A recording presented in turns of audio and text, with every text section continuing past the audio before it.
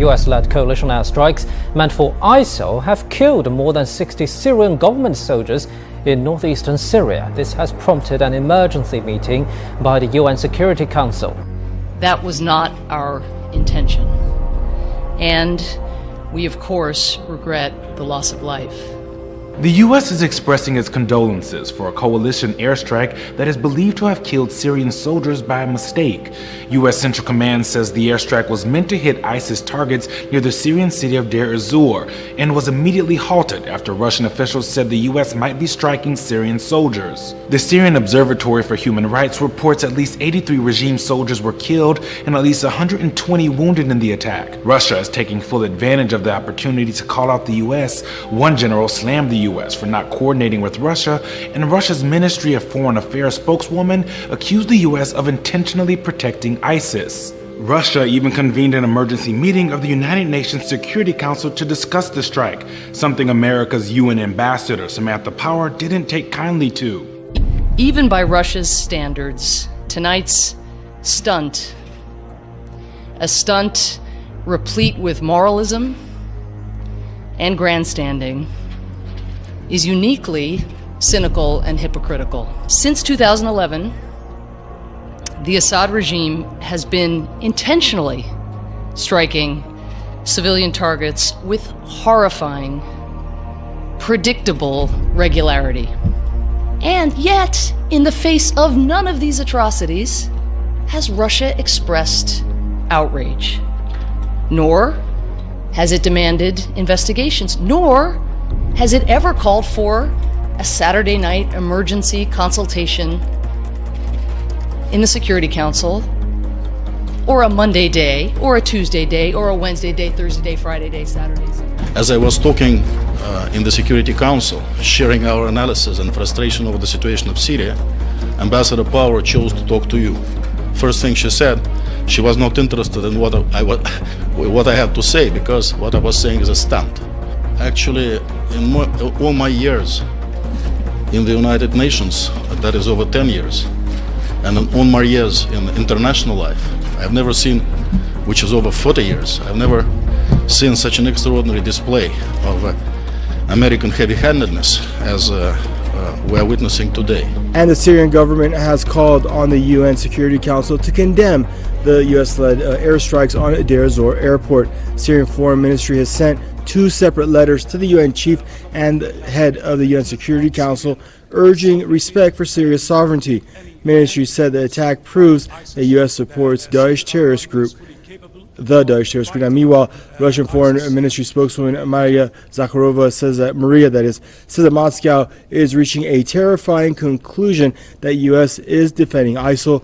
The Russian President Vladimir Putin has accused foreign-backed militants in Syria of taking advantage of the truce deal to regroup. Putin said that while the Syrian army is fully abiding by the deal, militants are attempting to reassemble their forces. As a flare-up of a nearly year-old wave of Palestinian street attacks entered a second day, the military said Israeli forces shot dead a Palestinian who stabbed and wounded a soldier in the West Bank on Saturday. The military said the soldier was taken to a hospital for treatment. It was difficult to gauge why violence had surged in the past 24 hours. Without any central guiding hand, this has been a case with most anti-Israeli assaults carried out since October by individuals.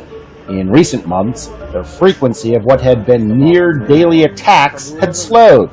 In separate incidents in East Jerusalem and the occupied West Bank, on Friday, Israeli forces shot dead 3 Arab assailants. And the Minister of Internal Security, Gilad Erdan, said on Saturday that there is a real concern that the level of violence is rising as the Jewish holidays approach. For the first time ever, Iron Dome intercepts 2 rockets in the Golan Heights. The Iron Dome defense system intercepted 2 rockets that were fired toward Israel from Syria on Saturday. The interception occurred above the demilitarized zone between the 2 countries. It is believed that the rockets were not meant for Israel, but were rather a spillover from the infighting in Syria. Sources say, however, that Israel sent a message that it is able to defend its citizens in the north. Now, an Israeli drone has once again targeted Syrian government artillery positions in the Syrian province of Quneitra. The attacks claimed the life of 1 person and injured several others in the district of Khan Anaba. Now, this comes as the Syrian army troops are engaged in fighting against anti-Damascus terrorists in the Golan Heights, days after a truce deal came into force in the war-ravaged country.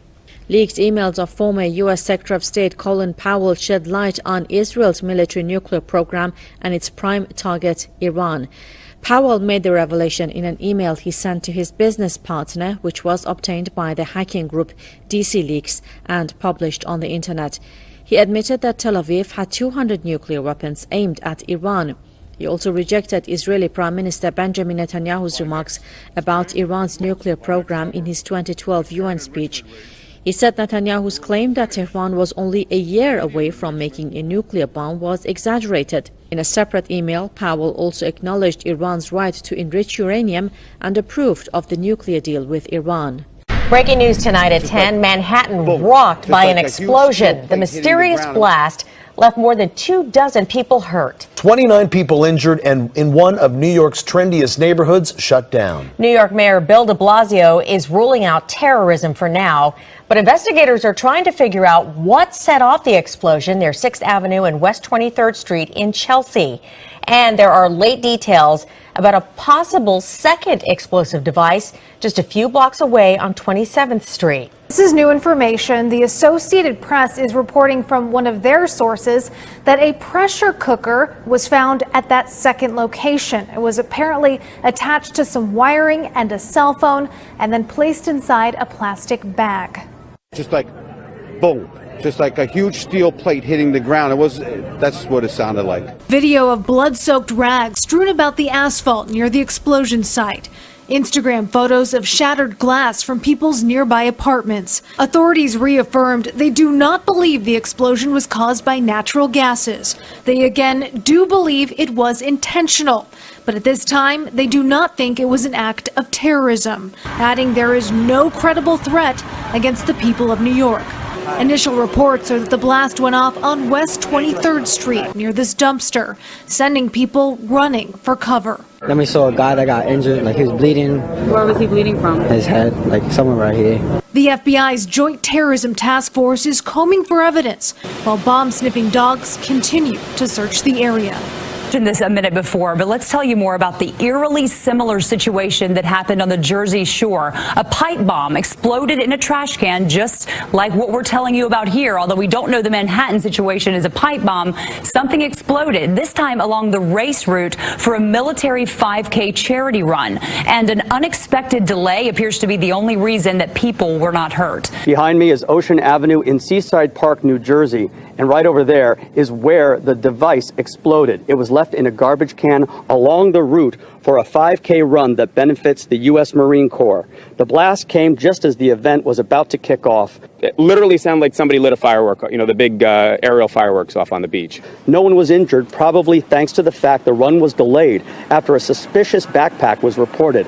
That kept runners away from this area. The timing was truly serendipitous that they had only done the 1 mile fun run, which turns around early, and they had not started the larger 5K. The race is canceled, and everyone is urged to stay away from here while investigators search up and down the shoreline here, determining exactly what kind of device this was and searching for suspects. A whole army of investigators are fanning out, examining the device, questioning individuals, looking for surveillance type footage of the area. Neighbors and investigators thinking about what might have been, considering themselves very lucky. This 14-year-old boy is in police custody and charged with hate crimes, arrested for targeting women in Midtown last Saturday using a lighter as his weapon of choice. Police say the apprehended teen, along with another man in the black tank top, attempted to set 4 women on fire last Saturday. You gotta watch your back. Can't be free no more nowadays.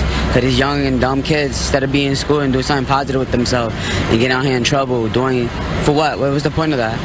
On Friday, the 14-year-old was arrested for his role in the first incident, which happened last Saturday night at 8 p.m. near a busy Bryant Park. He allegedly tried to light a teen girl's T-shirt on fire before being chased away by her mother. 45 minutes later, the lighter is back out at 5th Avenue and 56th Street, ignited next to a woman's leg. She is startled but not burned. Just before 9 p.m., 3 blocks away, police say the teens then attacked a Muslim woman visiting from Scotland as she walked past the Valentino store on 5th Avenue.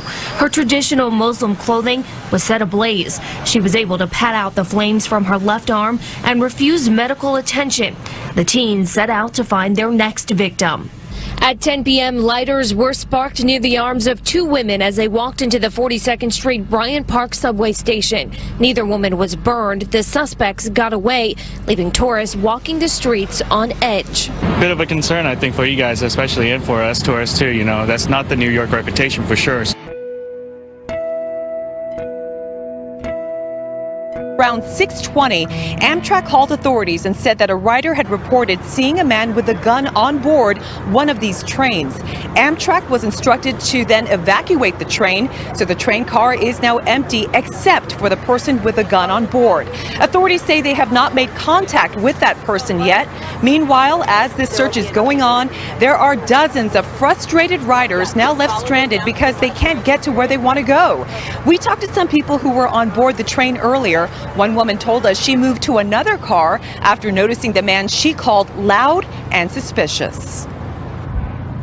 I saw him back there and he was trying to open the door after they locked him in there and he wouldn't come out. I heard that there was a guy frantically walking up and down the aisles saying if I had a gun, I would kill all these people. I don't know. There's different stories going on. Horrifying attack inside a Minnesota mall tonight. Police say at least 8 people have been stabbed. Witnesses say they heard gunshots. Police have not confirmed that part yet, though. The suspect is believed to be dead. The mall was placed on lockdown as officers investigated. This all happening in St. Cloud, that's about 70 miles northwest of Minneapolis. As EU officials admit, this near 60-year-old club faces an existential crisis. After the British voted to leave the EU, splits have emerged on key policies such as migration and defence. Time then, in true Brussels tradition, for a summit without the UK for a show of unity. Angela Merkel said in Bratislava, Slovakia, "We've agreed that Europe, in the critical situation in which it finds itself after the referendum in Britain, but also because of other issues that we have, that we must jointly agree on an agenda, that we must have a working plan to be able to handle the respective issues before the 60th anniversary of the Treaties of Rome." Italy's Prime Minister has destroyed the illusion of a united Europe after refusing to even take part in a joint media conference at the EU summit in the Slovak capital, Bratislava. Matteo Renzi said he refused to pretend that he agrees with France and Germany. Non posso fare una conferenza stampa insieme al cancelliere tedesco o al presidente della Repubblica francese, non è che devo fare una recita a copione per far vedere che siamo tutti uniti. A 17-year-old has become the first minor to die by euthanasia in Belgium. It's the first application of legislation adopted by the country in 2014. It allows for the doctor-assisted death of minors of all ages if their condition is incurable. The patient is said to have been critically ill, but no other information has been given. Belgium legalized euthanasia in 2002. 2 years ago, it amended the rules to permit doctor-assisted death for minors of all ages, the first country in the world to do so. In the Netherlands, it's possible for children aged 12 and older. The fact that we made this possible means a lot of people who are faced with a terminal condition have found peace of mind because they know they can ask for euthanasia. They might decide not to ask the question, but the fact that they can makes a huge difference for a lot of people. Rome has hosted its first ever same-sex civil union. Roman Catholic Italy was the last European Union member to legally recognise same-sex unions. As such, Luca De Sario and Francisco Raffaella Villarusso had considered tying the knot in Spain. We'd already decided to do it and we moved abroad, but when the bill was approved, we packed up all our things and came back to Italy.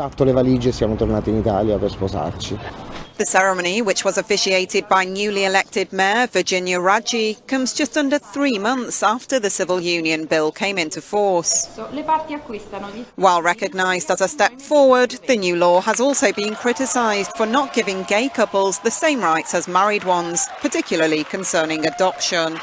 Thailand has confirmed almost 280 cases of Zika since the turn of the year, prompting concerns the rise in numbers could deal a heavy blow to the nation's tourism industry. In the latest bid to contain the outbreak, authorities in Thailand say they will criminally charge homeowners who fail to remove mosquito breeding grounds on their property.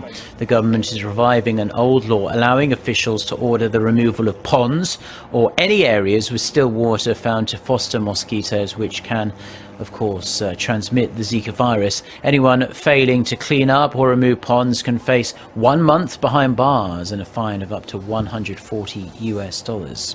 Indian Health Minister J.P. Nadda says there is no need to panic over the rising of chikungunya cases in the capital, New Delhi. He says proper arrangements were in place to tackle the disease. Now, 13 people are reported to have died from chikungunya in New Delhi this year. According to government data, 1,724 suspected cases of chikungunya have been reported in the city till September 11th. And that number accounts for just 11% of cases of the disease across India. Now, with the promise that future technology will be helpful and handy, many people have been eagerly waiting a time when artificial intelligence will become more of a part of our daily lives. But with rising concerns, AI could end up replacing humans in the workforce and perhaps even altogether. 5 of the world's tech giants are working on establishing a standard of ethics around the creation of AI. The world's 5 leading tech giants are trying to create a standard of ethics around artificial intelligence. According to the New York Times, researchers from Google's parent company Alphabet, Amazon, Facebook, IBM, and Microsoft have been meeting to discuss issues like the impact of AI on jobs, transportation, and even warfare. These discussions are taking place after the field of AI has made rapid progress in a range of areas, from driverless cars and voice recognition to robots and weapon systems that could pose a threat to people's jobs and even their very existence. The specifics of what the 5 companies will decide or do are not yet known, but according to the New York Times, they have shared a memorandum and plan to announce a new organization, a so-called AI industry group, in 2 weeks. And their basic goal? To make sure that the focus of AI research is on benefiting people, not hurting them. Scientists at UC Berkeley are working on a tiny new sensor that could revolutionize healthcare from the inside out. Tiny as a grain of sand, Michelle Maharbis says it's a sensor which could one day be planted in your body to wirelessly record information about your nervous system in real time. The professor developed the neurosensor with researchers at UC Berkeley's Electrical Engineering and Computer Science department. The device doesn't need batteries. The ultrasound wave hits the square crystal, producing electrical power for the circuit, which then takes in the information. Michelle says the sensor could track and even treat a variety of medical conditions. It could record irregular heartbeats and offer patients more control over their prosthetic limbs. Like, for example, incontinence or bladder control. These are motor dysfunctions, and if you can block or stimulate the nerve properly, you can really address them in a therapeutic way. Jody Irons, executive director of the Epilepsy Foundation of Northern California, says the sensor could give new hope for 3 million Americans with a neurological condition.